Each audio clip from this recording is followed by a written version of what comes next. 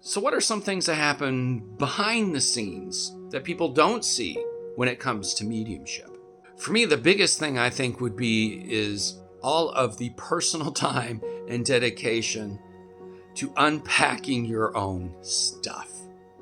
Because one of the key ingredients for mediumship to be successful, in my opinion, is the medium being able to get out of their own way.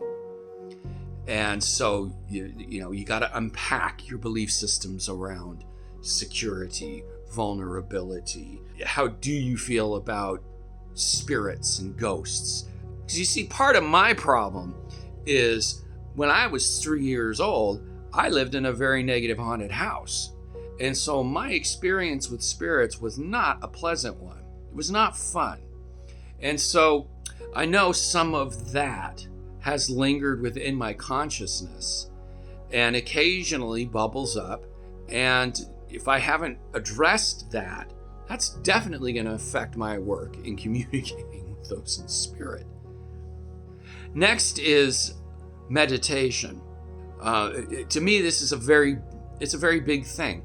I don't meditate for the purpose of getting out of my mind or to stop all thoughts, because you never can do that. You're always going to be there in some fashion.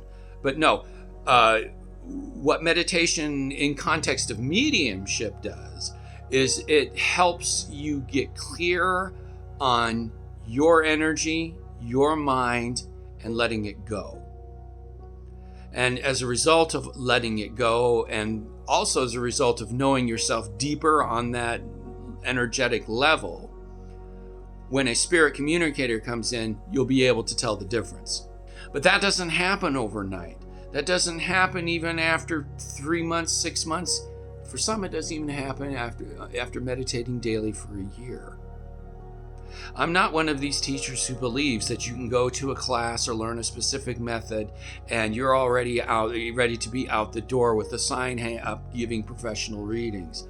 No, to me, mediumship is far more than just simply delivering messages. So one of the key things that goes on behind the scenes is prepping yourself through meditation, sitting with yourself, sitting in silence, and doing it long term. The other thing behind the scenes is you turn off. I learned early on, you do not turn on until you are, ready to work, until your client is sitting across from you. I know there are a lot of mediums out there. There are a lot of people out there that are like, well, I see these people. They're coming to me all the time. I can be in the supermarket and they're showing up. And my thought is, no. I mean, yes, you might be seeing something, but you really shouldn't be open that much, or you shouldn't be on that much, because it's not healthy. You're here on planet Earth, time and space, for a reason. So you shouldn't be on like that. And for me personally, you really don't know if you're seeing a person's loved one in a supermarket unless you are going up to that person, providing the evidence and getting the validation. So another behind the scenes thing that happens is if you're not working, you're not open for business. So behind the scenes, a lot of unpacking of yourself, a lot of meditation to become in tune with your own energy, as well as in tune with the spirit world. There is this sitting in the power. I'm sure a lot of you have heard of it.